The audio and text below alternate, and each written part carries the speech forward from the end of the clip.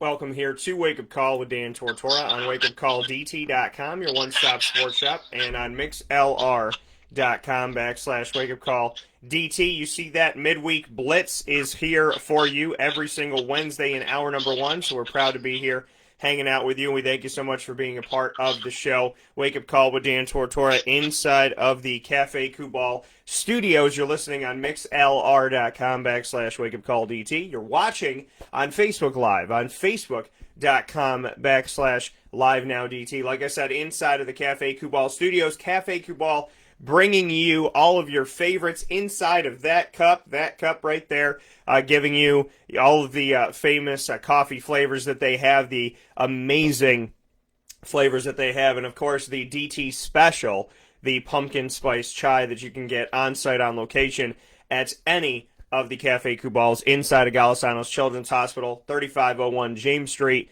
401 South Salina Street, 324 West Water Street, and the location where we went live this past Monday at the Holly Green Cafe on 208 North Townsend Street. Of course, they have the mobile cafe that will come to you, to your location, to your place of business, and they have local delivery. And if you are living in Onondaga County, you do not have to pay a delivery charge. So, with all of that, Cafe Kubal brings their wonderful, wonderful creations to you. And not just drinks, their sandwiches and their awesome desserts, so make sure you get out there. I just tried the banana chocolate chip bread, and I'm telling you, I thought the chocolate chip cookie was the thing to get. Now I like the banana chocolate chip bread, and their food in general, the upstate sandwich is fantastic. It's all good at Cafe Kubal, and it's one of those things that where you wake up, you go out there, you get what you want, and then the next day you're like, yeah, I need to go back. So Cafe Kubal, if it's part of your daily habitual thing, if it's part of your schedule, I get it, and I totally understand it, and they appreciate it. So thank you to Cafe Kubal for all you do. With that being stated, inside of Mon Paz, Popcorn.com's What's Poppin'. Hour number one, like I said, Julian Whigham in the midweek Blitz speaking on Syracuse. We do that every Wednesday in hour number one here on Wake Up Call. Talk about Syracuse football and break it all down, and then college football as a whole. And then hour number two, as we always do on a Wednesday, the Fantasy Football Power Hour, the Power Hour for you in fantasy football. Not one of, but the Fantasy Football Power Hour, brought to you by the Wildcat Sports Pub, 3680 Milton Avenue in Camillus, New York, bringing you our thoughts on Fantasy Week 8. So that's coming up with Mike Sofka of Hall of Fame FantasyFootball.com. With all that being stated, my man Julian is here for hour number one. Let's bring him in. Julian, how are we doing today? Good, I'm good. Good morning, Dan. How you doing? I'm doing well, man, and I have something to tell you. Now that it is a week post my birthday, I have officially finished Game of Thrones. Oh, how did you feel about the ending? I told people that I'm going to make a t-shirt. It's going to say Game of Thrones is like my ex-wife. Started off good, lasted a little over 7 years, and then ended horribly. So... Oh man, yeah. It was painful. That last season was painful to watch, and you know what? I think I liked the first 2 episodes, maybe 3, but just the way they ended that, the writers clearly ran out of material. I think the book ends after season 4 or 5. Well, no, and that's the thing is the guy that's George R. Oh my gosh, I want to make sure that because people are gonna George R. Martin. He wrote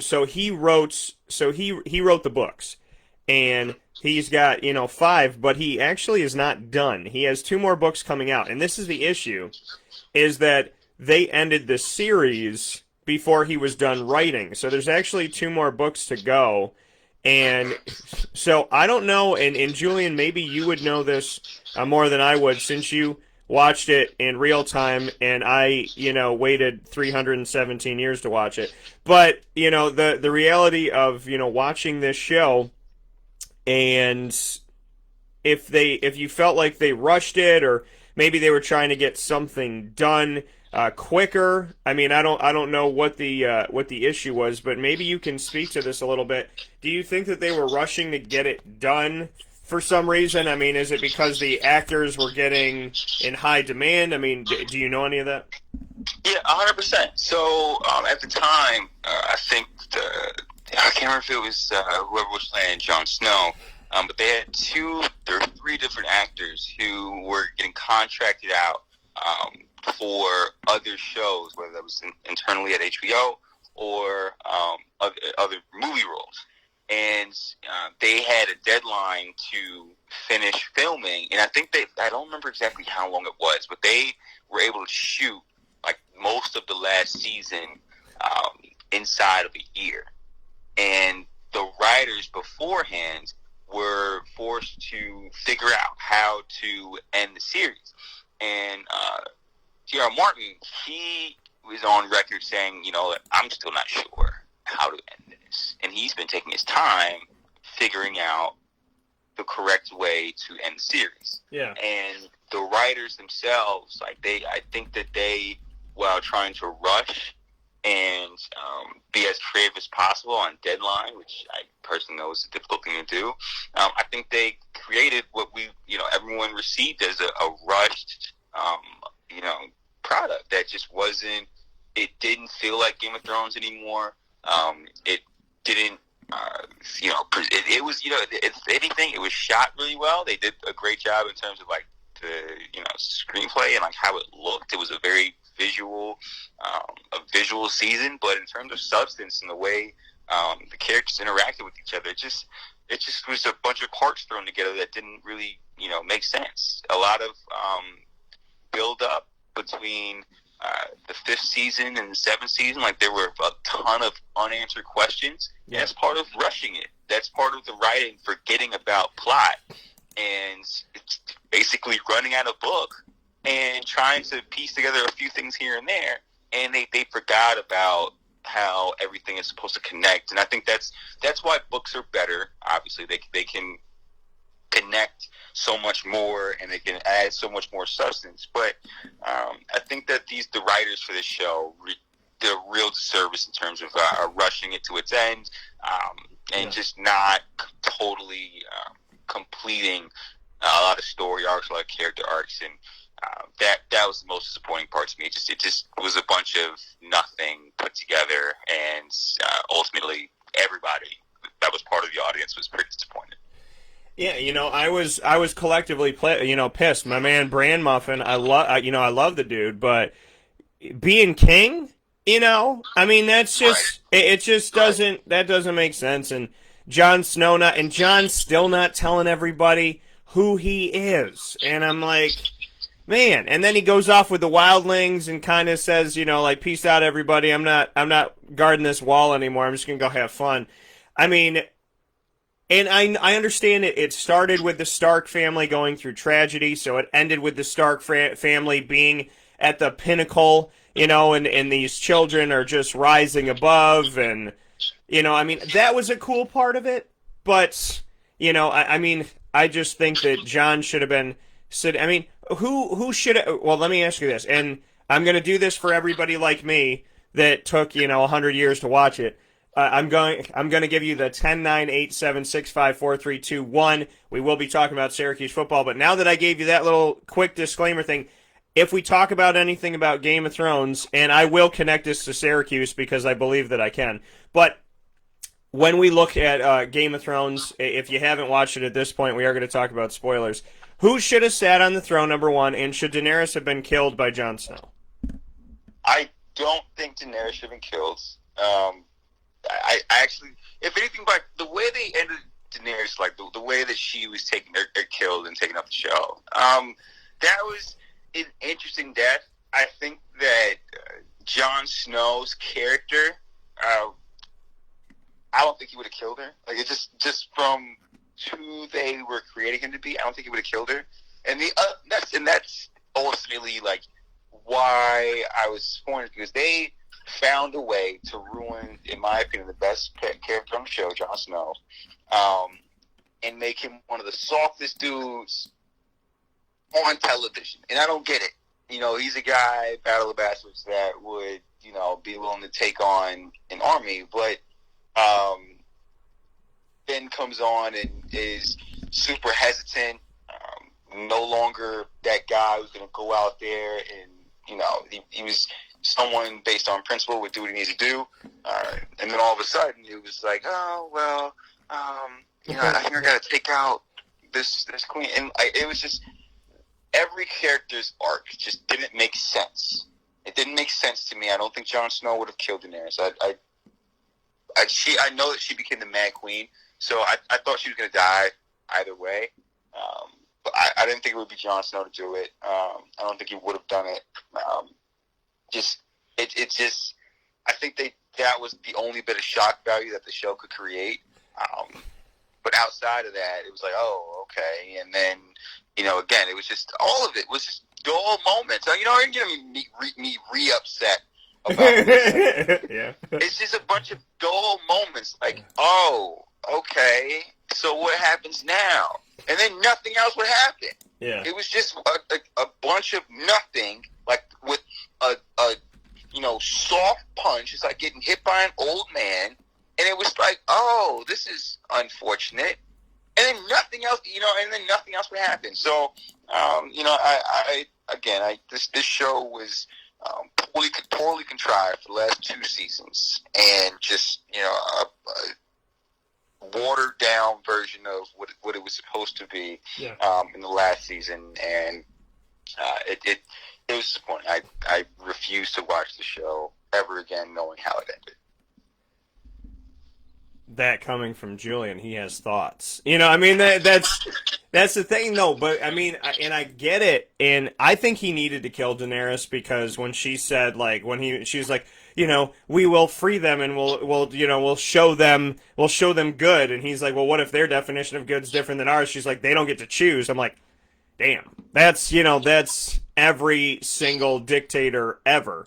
So I get it. But at the same time, I don't know if she's dead, because that dragon's got powers, right? That dragon's got, and he whisked her away. But Jon Snow becoming like an enemy of the state and having to be a wildling, like, that's just some dumb stuff.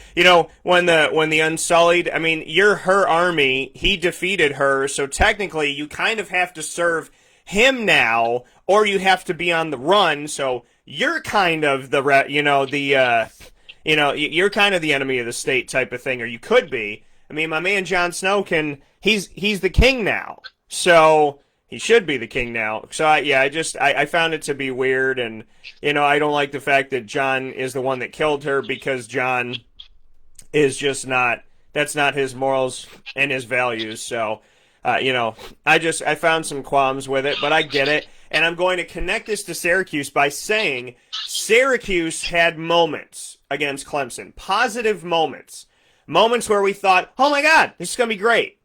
And then the game ends up going in Clemson's favor.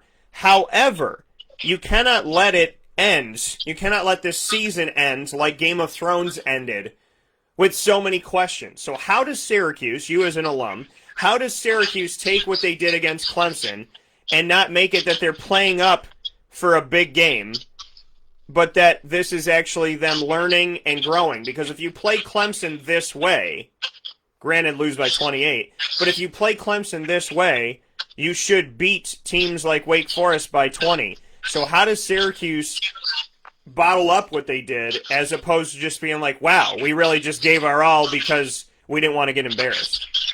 Yeah, so, to answer, I guess I'll explain what goes into why the number one team gets the best effort every week. And there's you kind of it's a bit obvious.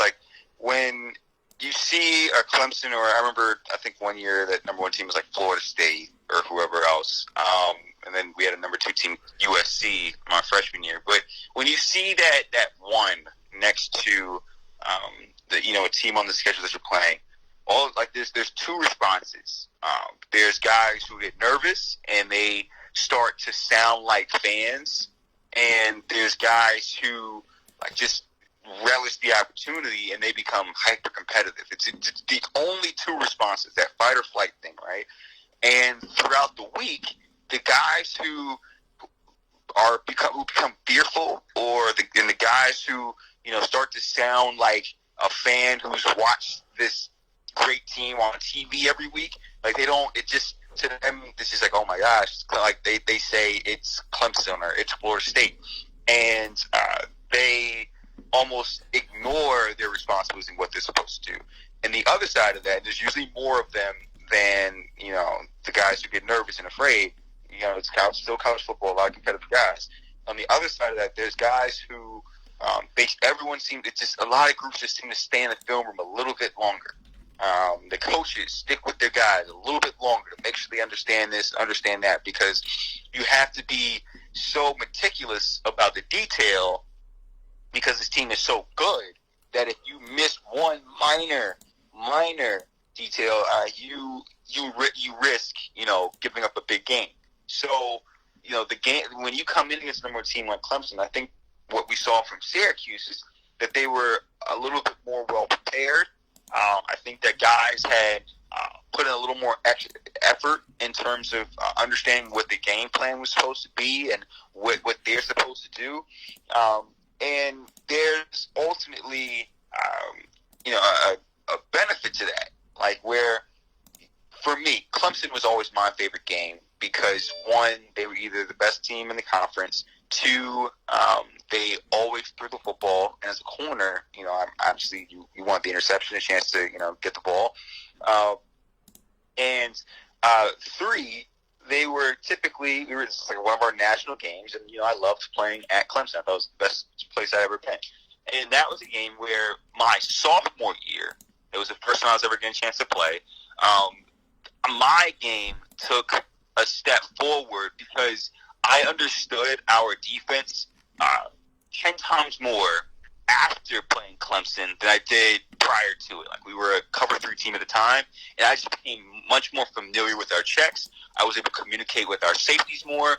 It was actually my first time getting like real playing time, and it was an opportunity for me to put everything I knew to practice. And I was able to actually make calls to my safety and fight with Richie over if we were going to make a wheel call or if we was going to play it out.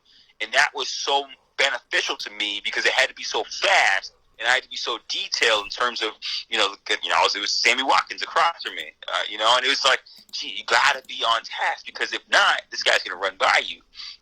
And that helped me that season. I think it actually ended up being my most productive season in terms of pass plays and or at least on the ball, creating turnovers. And because of Clemson and because of how good they were, my game improved, and I noticed a lot of younger guys became better football players, at least mentally, because of it. So when it comes to this team and having just played Clemson and having so many young guys and having so many young guys who are playing for the first time, they're getting their experience against a team like that. There's two ways it can go. One, they were the team who said, "Oh my gosh, this is Clemson." And listen, I've had a moment like that against Florida State when I was looking at their offensive line one play. I'm like, "Goodness, this is Florida. Wow, this is Florida State." Like it happens, but you got to snap back into it. And there's guys who do that and kind of they fall to the moment. But the majority, because of the detail that goes into studying Clemson, because of the detail that goes into having to understand the nuances of a number one team like that, they become better football players because they get the playbook and what teams are trying to do, what their defense is trying to do that much more. And once you understand why you're in cover 3, why your linebacker has to make the blitz path that he does, why your defensive line is stunting this way, and why your defense operates like this, it's second nature for me to talk about football with you because of how we studied Clemson. Like, once I understood our defense and why it operated the way it did, I became a better football player, and I hope that that's what's happening for Syracuse right now. Because if once guys understand why their defense operates the way it does or why their offense operates the way it does, not just at their position but across the other 10 guys in the field, you just become better football players. The game slows down for you, and that would show against Wake Forest, and that would show for the rest of the year. And guys understanding what they need to do, games would be closer, Syracuse would win more. But on the other side of that, if there were more guys who kind of just played the game and, kind of fell to the moment, like I said, to, a number one team, we'll kind of see, what we've seen in the past and all that studying just went into one game. So I hope this was a maturing moment for this team, a lot of young guys. And the hope is that the amount of detail that went into study and preparation for Clemson, shows up consistently for the rest of the year. Speaking here with Julian Whigham, my partner when it comes to the midweek blitz, speaking on Syracuse throughout the season and where they stand in college football. Yet again, the offense sputtered in this 26-point loss, 47-21. It was a game at 27-21. Syracuse did find a way. Remember that Garrett Williams is Trevor Lawrence's only pick 6 in his collegiate career, and that happened in this game, a 39-yard interception return for a touchdown. Garrett caught this ball and took off going about 117 miles an hour. It was like, there's no way in hell I'm going to give Clemson a chance, because as soon as they know that it's kind of like trying to pass a sleeping dragon to steal the gold. As soon as that dragon opens its eyes up, you have a minimal amount of time. And so Garrett, shout out to him for getting it done. I told you, Julian, I'd connect it back to Game of Thrones. But the reality of it all is Syracuse, again, when it comes to the first down markers here, Clemson 27, Syracuse 11. We've seen games like this with Syracuse where there's 30-something on one side, 11 on their side. Syracuse 4 for 13 on third down, 10 of 26. They attempted less passes than Trevor Lawrence completed. Trevor Lawrence had 29 completions. Syracuse had 26 attempts, 3 interceptions thrown in the game. Syracuse did win the rushing side of things, 150 yards to 147, and that was a big issue in the past, is that Travis Etienne was able to shut them down in the second half and run for over 200 yards himself. So Syracuse won the rushing battle by a couple yards, and then penalty-wise they were almost even, and possession, to Syracuse's credit, despite the lack of first downs, was closer here, 28-49 for Syracuse, 31-11 for Clemson. So when I read off these stats, what do you like when you look at this? I mean, Syracuse got outdone in a bunch of areas, but at the same time, the time of possession similar, and they were able to run the ball to 150 yards, which is successful on their end, and more than Clemson. The penalties were 5 on Syracuse to 4 on Clemson. So what's the stuff that sticks out to you? I mean, obviously, I know on the negative side, turnovers 4-1, but what are the positives that stick out? Yeah, so one, to the Garrett Williams point, I'm incredibly proud of him. I love what he's doing at corner this season. I think that he's been playing with great technique. And, funny part, just about the interception, kind of getting back as soon as you can. I think that was the first time. Was that his first interception this year? I can't remember. No, Garrett, I believe him and Jihad Carter already have their interceptions this year. Yeah. So, a game like that, coming in and getting an interception like that, especially the way it happened, it was an overthrow. I think it might have been a tip where it ended up bouncing into his hands. Like, when you're, in a situation like that, and all of a sudden the ball just kind of happens to you, the first thought is just to run. And I just thought it was funny seeing that on replay, because, you kind of see the quick hesitation and then the takeoff. And I wasn't sure if that was – I can't remember yet. And Julian, you're actually right. It is his – for some reason, I thought he had another one. Not to interrupt you. He did – this is his first interception, and as a freshman – so he is now on the list. It's him, Rob Hanna, and Jihad Carter, all as freshmen, have an interception for Syracuse in the secondary this season. His being one that Trevor Lawrence will never forget.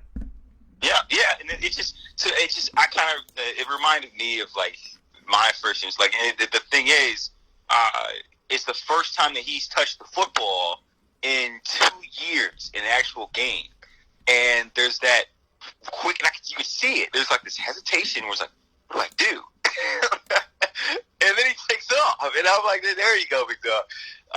And it was just a funny thing. I was like, oh man, I'm really happy for him, because as a corner, you go from in high high school where you're probably a star on offense, or you're touching the ball really often, to, you know, just playing a position that, you know, doesn't see the ball, you know, very much, and all of a sudden, boom, it's there in your hands. You're like, what do I do? And the guy took off, and he scores, and I'm like, that's a fantastic play. He's a great player. So, to the Garrett Williams point, like, he's playing good football, and it's good to see young guys like that come in and make plays, because that's not going to do anything but improve his confidence. He's going to keep coming out there, especially against a team like Clemson. So he's going to keep coming out there and playing well. So I hope to see his career turn into something great on the outside of corner.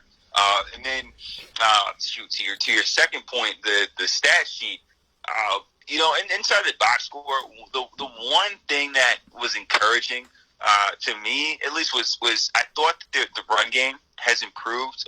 And then, if anything, I worry just about what Syracuse is doing in the passing game. I'm not so much concerned with the time possession. One, you know, it actually, based on what Syracuse tries to do in terms of getting the ball out quickly, not using much of the play clock, you know, moving up and down the field, when they win the time possession, I think they're more interested in the number of plays that they run, and they want that to be high. You know, they don't want to give the defense a chance to recover.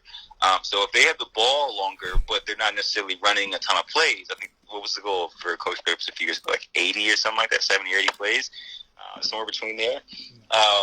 You know, that's when you really know that they're, you know, efficient. That was Coach Papes' efficiency stat, and I'm not sure where Syracuse fell in that category. But just in terms of like where this team needs to improve, I thought that their rushing offense actually found a bit of life. That's always been something I thought without Dungy they've been struggling with.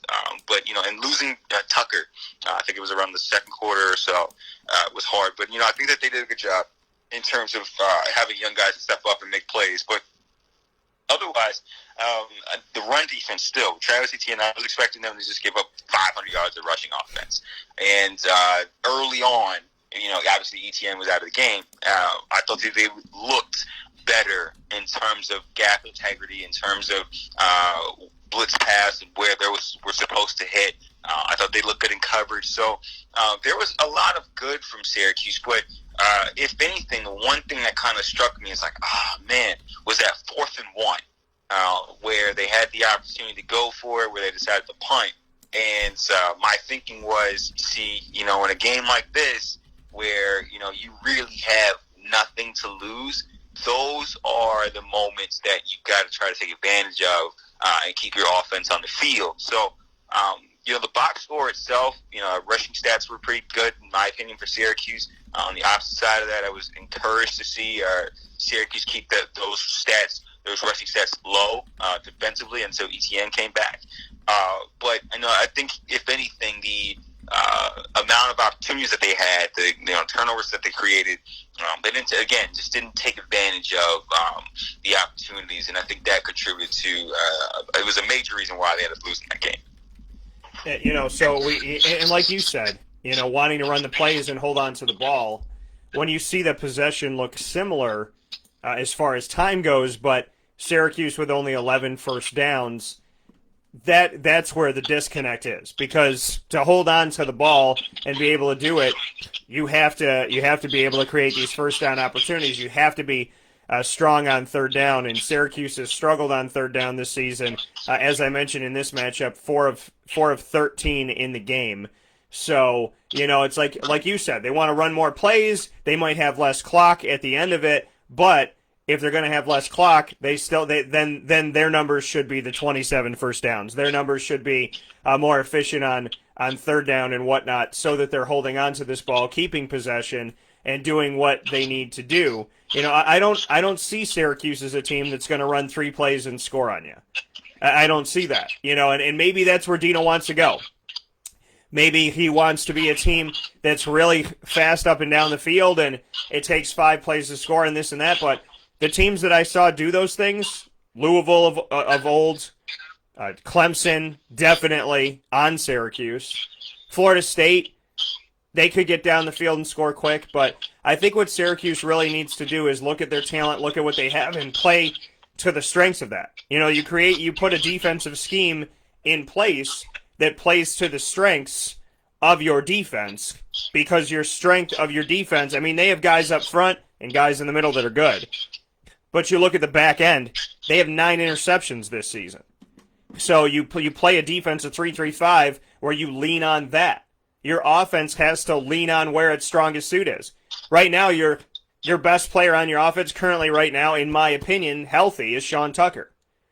So you got to lean on that. You know, and I think Syracuse has to really figure out what that is. I don't care. If I'm a coach and I go with a plan and the plan doesn't work, I don't hold it until my ship burns down. I think of ways to figure it out, to open it up, play to the strengths of who I have out there, and to see what I can do. You know, Dino said that Rex Culpepper, or I'm sorry, not Dino, Tim Lester told me that Rex Culpepper reminded him of like a Tim Tebow. And, you know, he wanted to really work on him running the ball and being that threat. And if that's the case, then maybe Dino needs to look at that and saying, okay, you know what? Tommy wasn't really my runner, but maybe Rex, even more so, could be my runner. Maybe I could throw a little option here and there. Because I think if you bring in the option and you have Rex running the ball, a man who beat cancer, who, you know, I mean, it's like to somebody who beat cancer, the game of football is going to be chump change. So you put him out there, you put his grit out there, you put his fight out there, and then you got some guys like Jawar Jordan Jr. and whatnot. I mean, you have guys in that sense, the guys that are healthy that you can get the ball to, that are quick, then let him do. I mean, Nykeem Johnson, perfect thing. Put him back there. He's a smaller receiver. He's fast as all get out. We saw him on the 83-yard touchdown pass play. So have Rex run the option, flip it to Nykeem, and I'm telling you, if Rex runs an option, flips it to Nykeem, they're going to score at least one touchdown against Wake Forest off of it. And that's just in the moment me thinking, but play to the strengths of your team, play to the guys that are the speedy guys, get the ball in their hands as quick as possible, and let them go. And I mean, Julian, I don't know. You're the guy who played in the orange and blue on the field, but I think if Rex is a guy who could play like a Tebow, and you have the option there, and you have speedy guys like Nykeem who make really good quick decisions in traffic, to me, at this point in the season, you're 1-5. Open up the playbook, throw some new plays in there, and I'm telling you, if they do it, I'm very confident Nykeem gets at least one touchdown off of it. So yeah, I'm not up. So two things to that. So there's one where I agree in terms of I think that you should try to play to your personnel. And that's the thing. Is like, how much is it like as a coach? This is where you had the suggestion of, should get in the coaching, yada yada, and I was just like, absolutely not. It's just one of those jobs. I'm just like, no. But it's an interesting thought where you're saying, how much of my scheme do I change because my personnel is different? Right. But the problem for Syracuse, though, it's a unique one where it's not that your personnel is different because you're coming in and you had guys recruited to play power eye football, you're trying to run a spread. You have personnel issues because guys are just injured or not playing. So in reality, they should be able to play whatever kind of scheme that you've been playing for the last 4 or 5 years, right? But it just comes in like they're just not as good. Like it's not because you got a guy who's built to run power down the A gap, or he's a speed guy and you're trying to be a power football team or something. It's just or a quarterback who's used to playing under center or something. You got guys who've been in the system and they know it. That's what they're supposed to be good at and have adapted to. But on the other side of that, I do think it would be interesting to throw a guy like Nike. And this coach staff is not afraid of doing something like that. They had Antoine Cordy a couple of years back trying to play receiver using who I thought at the time was probably their best athlete. He just couldn't figure out the playbook. And then actually talking to him, he was like, "Yeah, I didn't like playing offense." I'm like, dude. Anyway, so it would be interesting to see see the offense become a little more creative in that aspect in terms of using the talent that they have to at least become more explosive and at least put the defense or get the defense off balance. that would be of interest. But on the other side of that, there's the risk of trying to change too much too quickly, and that's how you have to try to weigh it. Because I've also been on a team where I think it was the year we had switched from one offensive coordinator to the other, and in practice, we had attempted to. They tried to change the offense, because it was just the fans knew it was bad, media knew it was bad, we knew it was bad. It was from Coach McDonald, I think was our coordinator at the time, and we tried. We actually had switched from.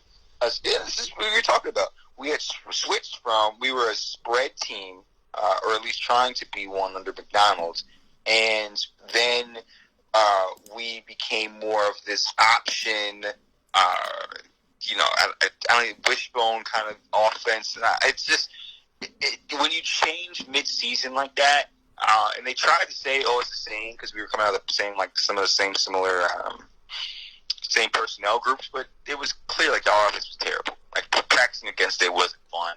I'm actually getting worse as a corner trying to defend this, and it didn't work because they tried to change too much at one time, right? And that was trying to adapt to our personnel. Rel was a quarterback who his legs were better than his arm, and they tried to do that, and the receivers and stuff. It just none of it was cohesive. And on the offensive side of the ball, I think that's the most, that's the most mentally taxing side. Defense, you're reacting. Offense, you have to study and understand the playbook. And it's just one of those things where you can't change too much at one time because that can actually set your players back. And the game becomes faster because they're thinking more, right? So it's an interesting mix. So I agree with you where I do hope to see a little bit of adjustment trying to play towards those young guys. The hard part being, you got young guys who have been in your system. So you don't want to change too much because they're supposed to grow into and develop in the system that you have. But at the same time, you hope that they start to throw some wrinkles in there to improve. But on the opposite side of that, you just don't want to see too much change at one time because that can set your offense back or your defense back much more than it helps. So this is why, again, like I said, coaching is this is why I prefer to work in media and coach public, because all you're doing is telling them, hey, this is what's happening, this happens here, this is why this happens, this is why this could happen. Versus when you're trying to coach players, they you got to do it this way, and then they have to work on it, and it's just I would get frustrated. So this is why I decided to sit with you and just talk to the public about what can and can't happen. There's definitely some things that Coach Babers has to weigh, and going forward, it'll be interesting to see what kind of new wrinkles they put in to the playbook to help themselves, win a few more games this year. Yeah, that coming from Julian Whigham here inside of the Midweek Blitz. The Midweek Blitz coming to you every Wednesday in hour number 1 of Wake Up Call with Dan Tortora, letting you know what's happened with Syracuse, what's on the horizon with Syracuse, and so much more when it comes to college football. Julian, before we make our picks for this week, I want to get into Wake Forest here before we do that and take a step aside and then come back with our picks. So getting into Wake Forest and where Syracuse, is at right now. Syracuse is 1-5. Wake Forest is 3-2 on the season. I do want to give a shout out here. By the way, I mentioned the 9 interceptions. One by Andre Sisco, who has moved on to get ready for the NFL. Mikel Jones with 3 interceptions at linebacker. Garrett Williams with his return for a touchdown that we just mentioned as a freshman. Jihad Carter as a freshman. Rob Hanna as a freshman.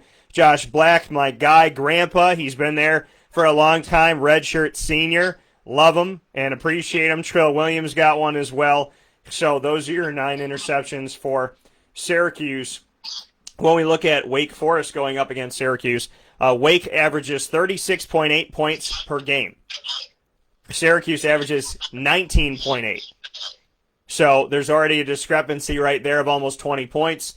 Points allowed per game, Wake is allowing 27, Syracuse allowing 32.5. So Wake is allowing more than Syracuse scores, and Syracuse is allowing almost as much as Wake goes after.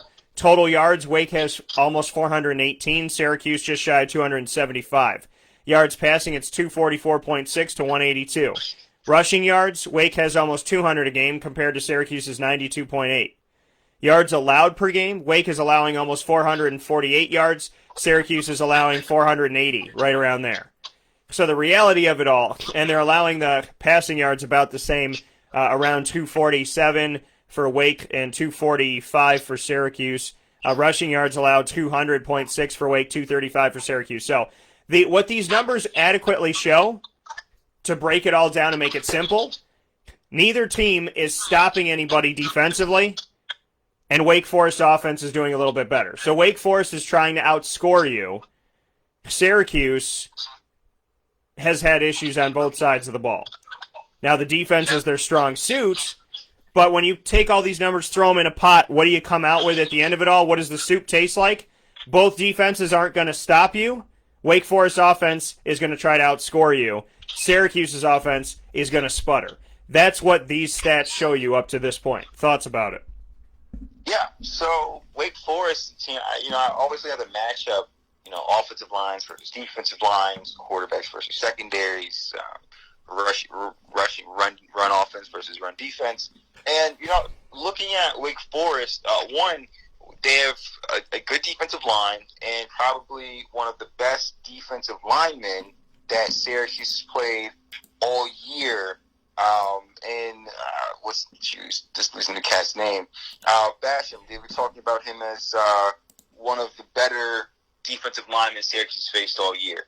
And, recognizing that, I think a key for Syracuse in terms of how to make this game or lean this game in their favor is a matter of recognizing, okay, who can hurt us, who is someone, how do we game plan this to avoid some of their better players. And I think the key for Syracuse this week is outside runs and and finding a way to spread the football out in the passing game. Like, this is a team who they have talent defense. It's not the best defensive line they played, but they've got talent defensive line. I think that they have to find a way to neutralize that aspect to be successful this week.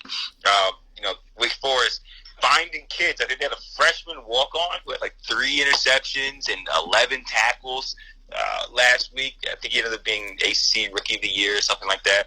Defensive back, or Rookie of the Week and Defensive Back of the Week. Nick Anderson.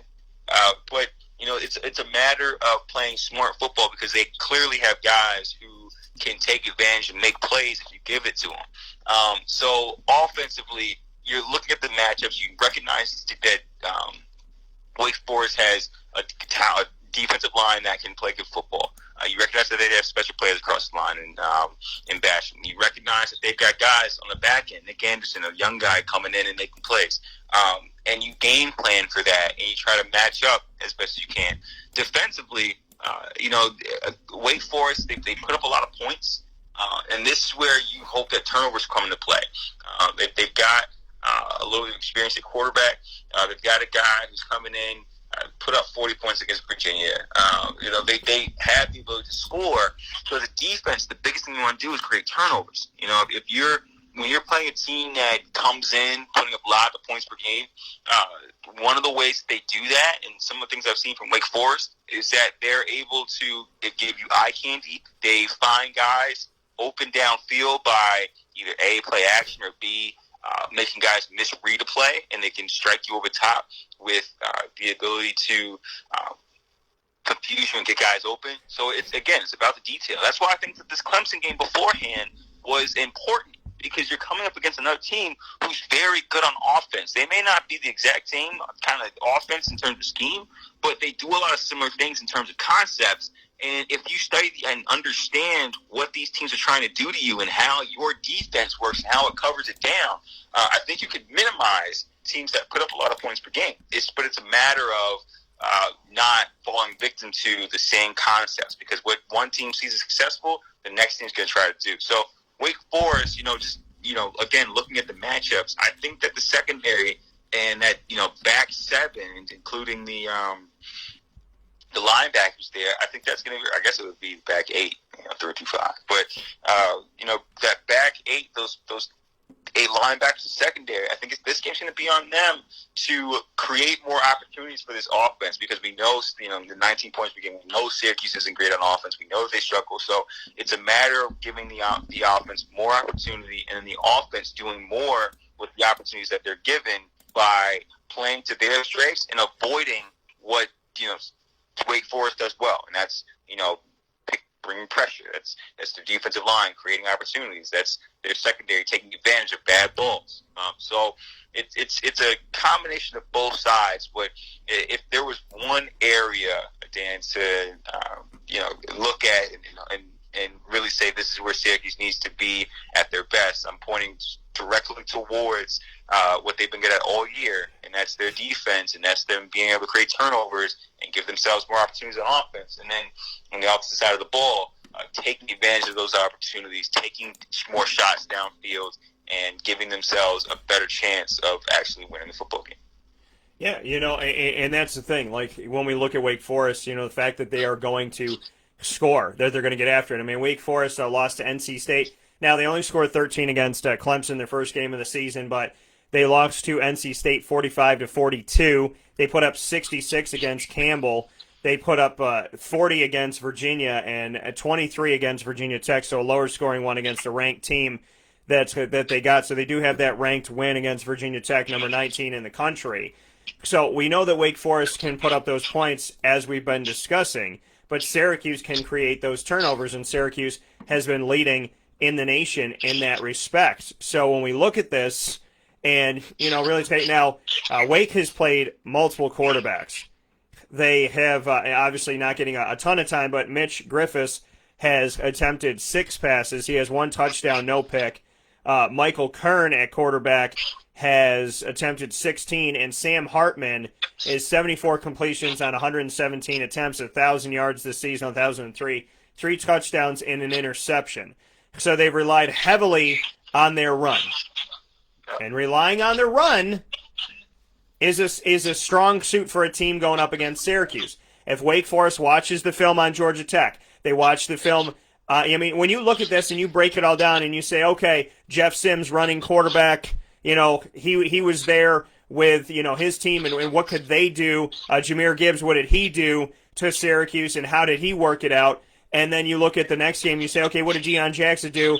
What did what Durant do as well? And then Shedro Lewis, what was he doing with Liberty? And then, Travis Etienne didn't have a great game, but he had multiple touchdowns again. What did he do? So if I'm Wake Forest, I'm chomping at the bit at this opportunity. I have 15 touchdowns through my 5 games for, running the ball, and 15 touchdowns in 5 games, average out to 3 a game rushing per game. Kenneth Walker, the third, almost 449 yards on the ground, 5 yards per carry, 8 touchdowns. Christian Beal-Smith has 5.4 yards a carry. He has 4 touchdowns. Justice Ellison has a touchdown this season, 3.3 yards a carry. Will Drawdy has 4.8 yards per carry. He has a touchdown. Sam Hartman has 1 rushing touchdown this season. So you put that all together and you say, okay, if Kenneth Walker and Christian Beal-Smith are going to be your guys, and then when teams play Syracuse, they always throw in that 3rd-string guy or that 4th-string guy. So a Drawdy or an Ellison, they are going to try and run on this defense. A 3-3-5, obviously by nature, doesn't have as many guys with their hands in the dirt. So you rely on your back end, and that is allowed to expose some holes and some opportunities for running backs to run. Now, they get the ball turned over. Syracuse turns the ball over. But when you got your quarterback not having to do much, they might get Sam Hartman to throw his first interception of the game. If anybody's going to do it, I trust Syracuse to do it with 9 interceptions on the season. But again, you're playing another team that is going to run down your throat. They've watched Liberty. They've watched Clemson. They have watched, Duke. They've watched Georgia Tech. They know how to do it. They watched how the game ended against North Carolina. They know how to do it. And so, my biggest concern, Julian, is the fact that Wake Forest is going to just systematically run the ball, get first downs, hold on to the ball, condense the clock, and make Syracuse pay for it on the ground if this run defense can improve. Yeah, it's one of those games where, the obvious Achilles heel is Syracuse's run defense. And that's where I'm not sure if that's something that gets fixed this year or not. I'm not sure if that's That's a really good question. I wish there was some reporting on it in terms of like what's the real deal with this defense? Is it the structure of it? It's just, I guess that's media access. I talking like a journalist now, I guess, but I'm not sure if it's necessarily the scheme. Is it that they're not putting enough guys in the box? Is it not that they're supposed to be built that way? Or teams scheming up? Is it the same? I guess that's the other thing, you can't quite see it, without film. Are teams running the exact same play and it's just working? Is it the guys understanding where they need to be? Is it that the 3-3-5 just as a scheme does not work in the ACC? Like it's you don't know what the issue is, what's creating this issue in terms of run defense. So week to week, you're like, oh man, well, is this the week to figure it out, or do we just continue to see the same thing? And I wouldn't be surprised. Like, that should be Wake Forest's game plan. Like, they should come in expecting to run the ball, play action pass, throw it over the top. Like, that would be my game plan. I think that's just about every coach's game plan playing Syracuse. It's a smart one, it's a safe one. And that's the thing is we as fans and media, we hope to see a different kind of game, because when a team can run the ball at will, they can control the clock. I mean, it's a really sloping way to watch, a team lose. So going forward, Syracuse, man, my hope is that they figured it out, that they're adding, a seventh, eighth guy to the box. But it's just one of those things where you're not, without asking a coach. Like, I'm speculating on what their deal is, and to me, the thought process is you got to add more people to the box. You got to put a seventh guy in there. You got to put that extra linebacker, near the line of scrimmage to get a stop. You have to know the run is coming. So I'm not sure how Syracuse decides the game plan this week. But it's clear that the run is coming, and they've got to be prepared for it. Otherwise, it's going to be another long game. Well, you and I are essentially Jon Snow, and we're telling Syracuse that winter is coming. That's what it is. And yes, I made the reference again, and I brought it all back. So I'm proud of myself this morning. So we're going to take a step aside for a fast break. I just wanted to be able to talk about two things I love. Shout out to Tyrone Perkins for joining and watching and listening. Another one of my guys. So we'll take a step aside for a fast break. When we come back, Julie and I will wrap up Midweek Blitz by giving you our picks of the week. We're gonna circle some games here and give you our thoughts, including Syracuse, coming up right after this, where sports meets life on Wake Up Call with Dan Tortora.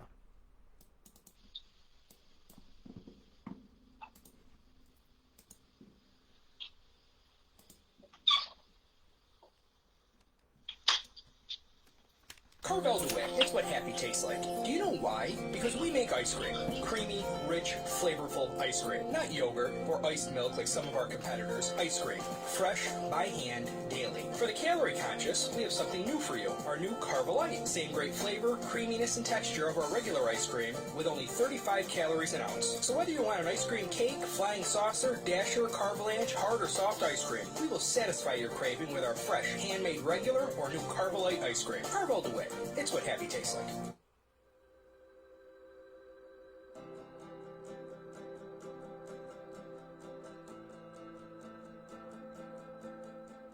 Cafe Cabal offers same-day local delivery of our products, offering no delivery charge for Onondaga County. Shop cafecabal.com for fresh roasted coffee beans, cold brew, travel mugs, and all your essential Cafe Cabal needs. Cafe Cabal, coffee for the soul.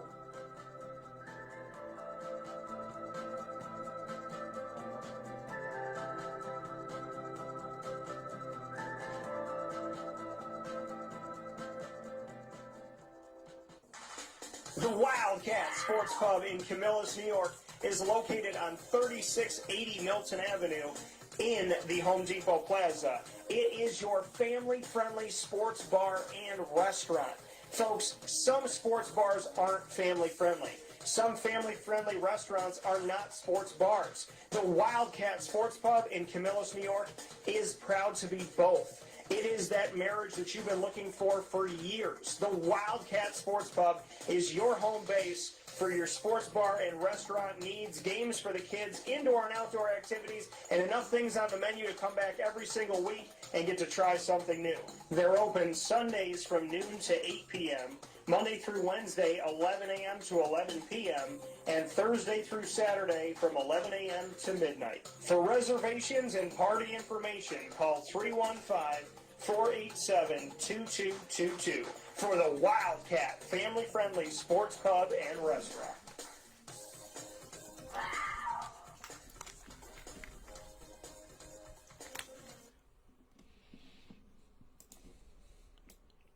Welcome back here to Wake Up Call with Dan Tortora on WakeUpCallDT.com, your one-stop sports shop, and on MixLR.com/WakeUpCallDT is where you're listening. You're watching on Facebook Live. Hello, people. Facebook Live on Facebook.com/LiveNowDT. We are inside of these awesome studios. Look at all the cool stuff that's in these studios. You know what I need in this studio? I need a Julian Whigham jersey. That's what I need in this studio to put it up here. So I'm going to put him on blast because we're inside of the Midweek Blitz in the Cafe Kubal studios. Julian, can I get a jersey for my Wall of Fame? Yeah, I'm sure I got to have one here in the closet that I can throw up there, man. Yeah, I got you. I mean, if you're sure you want a Whigham jersey up there, I got you, man. Go ahead and Are you kidding me? Are you kidding me, bro? Oh, wait, yes, I want a Whigham jersey. And you should want a microphone signed by Dan Tortora. That's how this should go. That's how this should be, Julian. Yes, I want a Whigham jersey, and you better sign it, and I'm going to put it up here in the studio. Why wouldn't I, Julian? Of all the people that I could do the Midweek Blitz with, I asked you. So, you know, I know you're a humble man on the air. Off the air, you're just all about yourself. But no, I'm kidding. I'm kidding, folks. He's a good man. But yeah, I want a jersey in the studio. So you feel free to say no to me on air with all these people listening. But if you really do want to send me one, I would definitely take one. Well, absolutely. Give me the freedom. Absolutely not, Dan. No, I'm kidding. But yeah. Let me know, and I'll go ahead. I'm sure I've got something around the closet I could just go ahead and package up. But yeah, man. Let me know, and it's yours. I appreciate that. Absolutely. Yeah, I said this years ago, and to my buddy John Strajewski, who was a kicker. And he actually was the kicker in Delaware when Joe Flacco was there. And then I said to him, when you make it, not if you make it, when you make it, and he made it and he played in the Arena League, I said, I want a game-worn jersey. He sent me this jersey. When I got it, it was signed by him, game-worn, and it felt like he had just, taken it off and then, like he took it off and put it in. Like, he took off the jersey, put it in the package, and sent it. And it was, one of the coolest things in the world. And I told him, I said, you're going to be my first jersey. And he is. And I got a bunch of stuff I got to hang up in here. So I got some work to do. But, yeah, I want a Whigham jersey. And, yes, I will put it up in my studio, Julian. I got you. Oh, man. Well, I appreciate that, man. I'm happy to send something up then. But that's funny. It felt like he had just worn it. Yeah, it did. You sound like a lineman. That's such a lineman thing to do. Yeah, it was. I was like, man, it doesn't smell, but I was like, it's a little damp. I'm like, did you just take it off and send it? You know what I mean? It's just a little, and it doesn't smell at all. But it's one of those things where I'm like, did you wear this in the rain? You know what I mean? So. But it's all good. It's all awesome, and I love John Strajewski. So if you're listening, brother, I definitely appreciate you. Yeah, but I got stuff all over this studio, and stuff you can see, stuff you can't. I'm gonna pick this up because I love this, man. Let me do this really quick. But my one of my favorite hats that I ever bought is my Denver Bronco hat, and it's got the mesh in the back, so it's actually clear. If you look at it, you can see right through it. You can see my face. And it has the Bronco logo, and then it has the Bronco on the front, and then this is obviously solid. And that autograph that's on there is my man Floyd Little, one of my closest friends in my life. So I love you, Floyd, very much so. And so that hat's right over my shoulder. His book is right over my shoulder. I got Donovan McNabb's signature right here. I got some Nolan Ryan love. I got some Zach Chabane and Justin Pugh and Roosevelt Bowie, Dale Shackelford. There's a Dino thing in here. Rob Drummond. Got some Dino love. Amba Editawo, Jay Bromley, Cam Lynch. Yeah. So, yeah, it's about damn time I get a Julian Whigham. So, Yeah, we're going to make it happen. Getting that group, I'm with it. Yeah, absolutely. So with that being said, we got to make our picks before we jump into fantasy football. So let's hop into our picks here, and we're going to be making our picks for I can't believe, I'm so happy that we have any sport. Shout out to the World Series. It started out wild. We didn't know if we were going to have it. MLBPA and the MLB were fighting with each other. Not only were they fighting with each other, but then the season got shortened, and then there was corona issues and outbreaks, and we found a way to get it done, and we crowned a champion. And I don't know how baseball fans feel, but I feel like we got it. I feel like we got a season. I feel like we got our fix.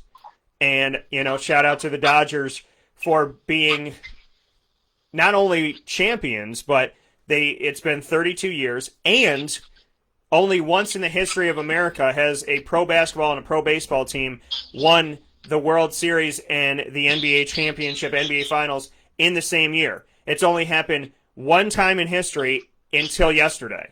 Now it's happened twice, and it's with the same city. Los Angeles, the city of LA in California, is the only city in America to have a pro basketball and pro baseball champion in the same year. The Dodgers and the Lakers did it in '88. The Dodgers and the Lakers did it in 2020. So shout out to you all, and God bless. And to Tampa, shout out to the Lightning for winning the NHL. If the Rays had won, that would have been a twofer for the first time ever for Tampa. And Tampa Bay Rays, nothing to slouch about. I hope that everything continues to go well and that the Tampa Rays can not only win but do something they haven't done, which is create an air of consistency, an environment of consistency. So God bless to both teams, and God bless to baseball. I'm so happy we got to get it done because there was a time when we thought we wouldn't. So awesome stuff, and that should show everybody that there are moments where you think maybe you can't, and you have to just power through, hit adversity, get over the wall, break through the wall, go under the wall, do whatever you got to do, but don't let that wall stop you. Baseball didn't, and we have a champion. So let that be a sign to each and every single one of us that adversity is just a thing. It's not a stopper, and it's not a determinant or a deterrent. October games. We're playing on Halloween. Boston College at Clemson. Does Boston College, who has done some really good things this season with a new coach, do they stand any chance? Do they look better than Syracuse? What happens with BC against Clemson? Yeah, I think it's a lot of the same. I just Clemson is one of those teams where they are so much more talented than teams that they come across, especially in the ACC this year. I think Miami was, what we thought to be, Clemson's best matchup. But I just don't see any team having the ability to upset Clemson this year. And it's just, and if the thing is, if you're picking against Clemson, you're really just picking on them making a mistake. And we saw what that looked like. The pick six last week. I mean, they I don't know what it is, but they just give Syracuse, I don't know what kind of agreement, they've figured out a while back before the game, but they just, spot them, a bunch of turnovers and sometimes a quarterback, and they still were a great football team and created a lot of problems for Syracuse. So I don't expect it to happen 2 weeks in a row. They're just too good to do that. So I give this game to Clemson, and I just don't see the upset possibility. If Clemson to lose a game like that, they'd have to get the way a game themselves, and I just don't see them doing that 2 weeks in a row. I think it's really awesome what you've said, is that when you pick against Clemson, you're picking on them to make a mistake. Because the reality of it all is they are better than the teams they're going up against. They are proving to outlast you. Even if you're good. Not saying teams aren't good. They're just better. And I love that you said that. That it's not about, Clemson isn't that good, or Clemson's middle of the road, or Clemson's up and down. You're banking on Clemson just having like a Murphy's Law day And even if they had a Murphy's Law day, I still think they'd win by 4 or 3 or 7. And so it's really interesting that you say that because it clarifies and makes a very profound statement that Clemson's just better than everybody else. And, you know, you got to hope that they really, really, really, really screw up to lose a game. And I don't see it happening. I got Clemson too. Memphis is 3-1. They play spoiler. They beat UCF this year. They're on the road at Cincinnati. Cincinnati's a top 8 team in the nation. And Cincinnati's 4-0. Does Memphis get the upset, or does Cincinnati win? Again, this is a game where, Memphis is a good football team. They've obviously been able to keep up and make some plays, but I'm not going to take them this week, only because, one, they're on the road this week as well. If this was a home game for Memphis, this would be a really enticing pick because I actually think Memphis is capable of competing. But Cincinnati at home, they've played good football all year long. They've got they had a big win. I think it was SMU, a ranked team a few weeks ago or last week. Again, they also beat South Florida. They're a good football team, and they have a good offense. So I'm going with Cincinnati this week, and I'm kind of sticking to the favorites here. But, I just don't see the upset here just because, one, Memphis is on the road, and two, I think that the Cincinnati football team they're playing good football. They've been consistent all year long, and I expect that to continue this week. Okay, I'm going to pick just 2 more games before the Syracuse one. Michigan State and Michigan. Michigan got the dub. I thought Minnesota might trip them up when Michigan was on the road. Who's going to win Michigan State, Michigan at Michigan? Yeah, this is a great matchup. I think Big Ten football in general, like across the board, is always going to be up. At least when you've got, I don't care if they're ranked this year. I think that this is one of those games where, I'm comfortable taking Michigan State. Only because, one, I want to take an upset this week, and I think Michigan is the one to do it. But reason being, the Big Ten, in terms of how their season came about, was, it was pushed much farther back, and them not knowing if they were going to play, that changed how they were, practicing. It changed how they were preparing. And I think teams are on a lot more, it's much more even footing than, a typical 13 versus unranked team. And Michigan is one of those teams where I just always feel like they give a game. And I think this, the right between the rivalry here, I think that even despite Michigan being, a ranked team, I think Michigan State's capable of winning. I'm going to go ahead and take Michigan State. I'll take the upset this week. I think Big Ten football is on a lot closer even footing than people are able to see. Yeah, this one's tough for me because Rutgers and Greg Schiano's return, they were able to get a victory over Michigan State. So that's what makes me very hesitant to take Michigan State in this game. But, I mean, and it is. To me, it's like this is like a down to the last second thought on it.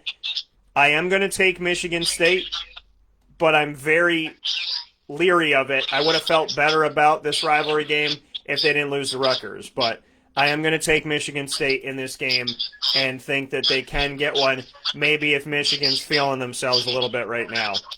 The other game before Syracuse that I want to get to is Indiana at Rutgers. Indiana just defeated Penn State. They're number 17th in the country. Do they fall to Rutgers on the road?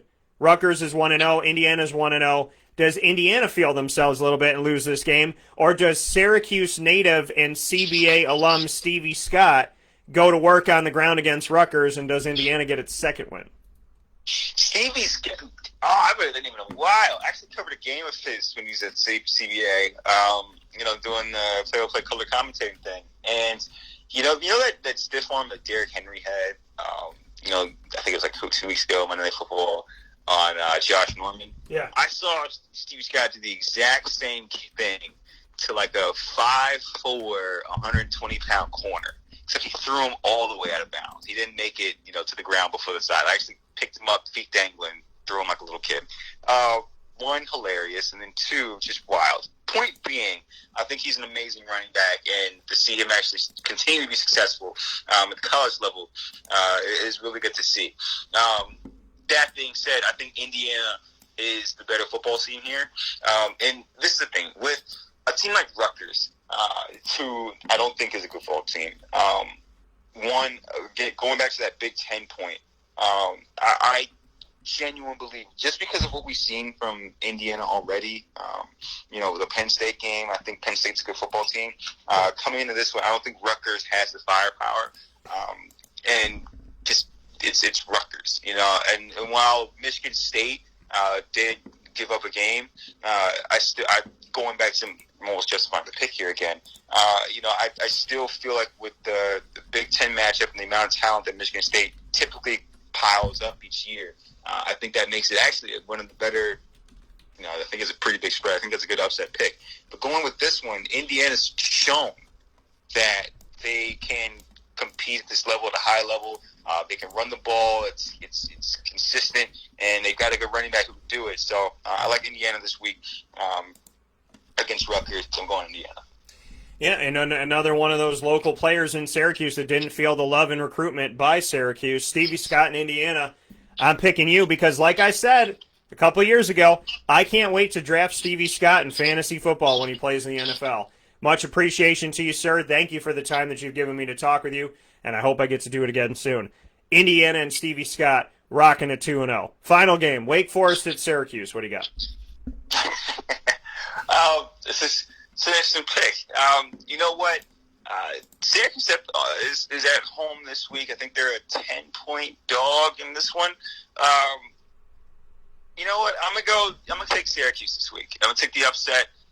I want to believe, and this is the thing, every time I pick a Syracuse, I feel like it's an emotional one. But I'm going to take Syracuse this week. I want to believe that they, got over the hump playing against Clemson, that they looked faster. The run defense improved until ETN came back in. They looked like they were capable of sticking around in this game. So this is an alumni pick. This is me thinking, you know what, I think Wake Forest, this is a team they beat last year. I think this is a team that they can compete with, and I'm banking on them as a football team improving after that Clemson loss, coming into this one ready to play and stealing one from Wake Forest. Yeah, I'm going to pick Syracuse in this game as well, and I'm doing it because I have that good feeling. I have that, my gut is not against me like it was with Liberty. So I'm going to pick Syracuse in this. I do think they figure it out. I don't know how pretty it'll be at times, but I do think Syracuse will get the win. With that being said, this is the Midweek Blitz with Mr. Julian Whigham. Hopefully, very soon here in studio, we'll have a Julian Whigham jersey to show off to the fans here. We appreciate you so very much. We thank you for listening in and watching and all the good stuff. Hour number 2 is going to flip to the NFL and fantasy football for Week 8 with Mike Sofka. But as always, Julian, I appreciate you. I thank you for everything. And God willing, when this is lifted, my butt will be down in Miami, and you know that you're always welcome back up here in Syracuse. Well, again, I appreciate you having me on, and we got to make it happen soon, man. I'm looking forward to it. As always, it's going to be a great time. Absolutely. So I'll talk with you soon, and in the meantime, be safe, be well, and I'm sure we'll be texting each other, so I'll talk to you soon. All right. Yeah. I'll catch you later. Take care.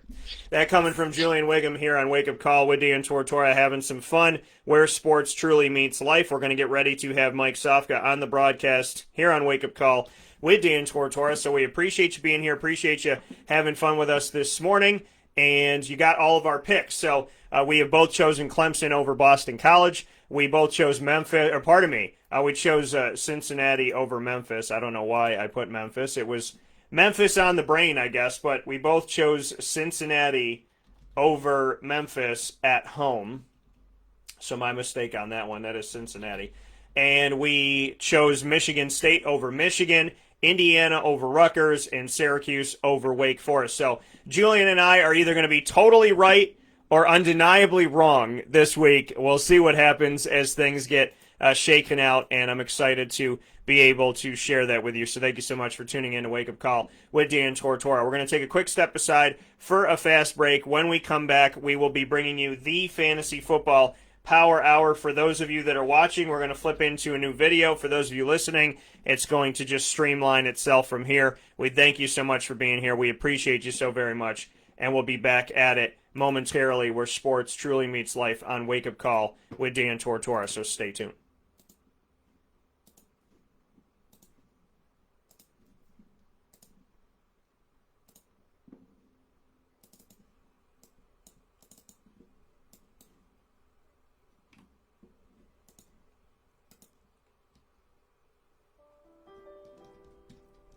Avicoli's Restaurant, located right at the corner of Route 57 and Wetzel Road, is proud to be your local neighbor, growing with you for over 20 years. We're open 7 days a week for lunch, dinner, and drinks. For takeout, delivery, or catering, call us at 315-622-5100. When you order online and use our promo code AVS10, you will save 10% on your online purchase at myavicolis.com. And make sure to join us monthly for our live on-site broadcasts centered around Liverpool athletics. Avicoli's, your local, trusted neighbor right at the corner of Route 57 and Wetzel Road.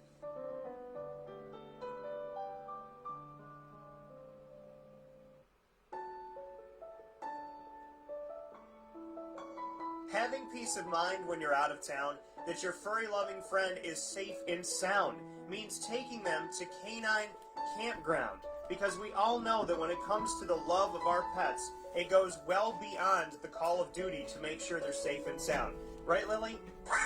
So take a ride to 242 Johnson Street in East Syracuse, New York, and see Canine Campground and where your dog will be staying.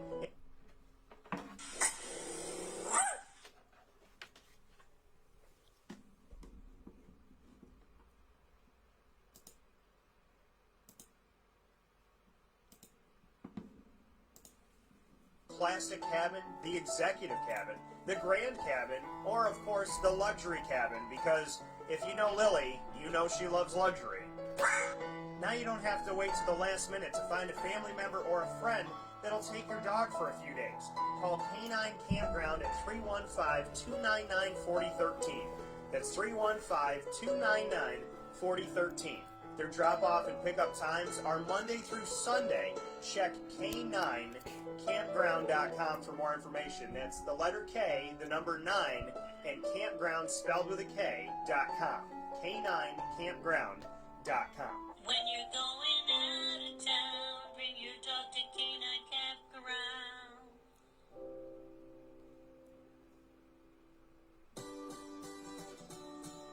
Trapper's Pizza Pub, located on 5950 Butternut Drive in East Syracuse. Right off of Bridge Street is your local community supporter right around the corner. Join us on site at Trapper's Pizza Pub for our live monthly broadcast supporting Central New York student athletes and their sports programs.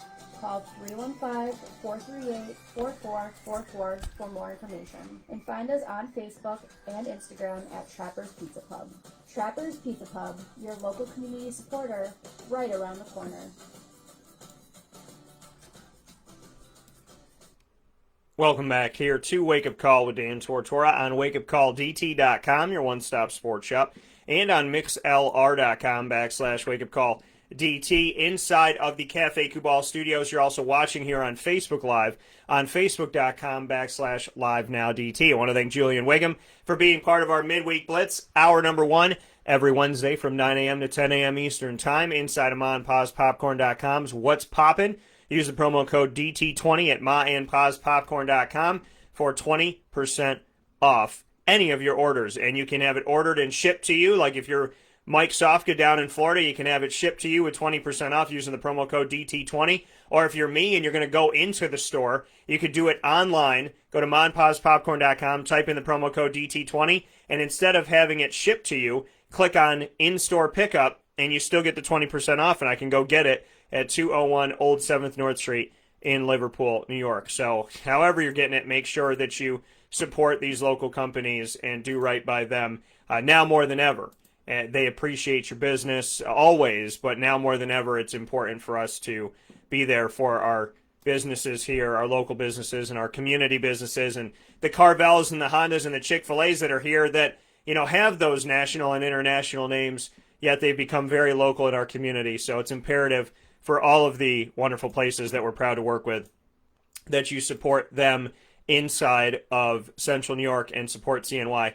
Cafe Kubal, the Wildcat Sports Pub, Carvel DeWitt, Avicoli's, Canine Camp Dog Daycare, Canine Campground Dog Boarding, Chick-fil-A Cicero, Honda City of Liverpool, Ma and Pa's Kettle Corn, Trapper's Pizza Pub, and the Mill House Market. With that being stated, we are going to end this video on Facebook Live, and we're going to jump into our new video for fantasy football. So stay with us here on Facebook. We'll be putting out a new video in just a second. For those of you that are on mixlr.com/WakeUpCallDT and on WakeUpCallDT.com, you don't have to do a single thing.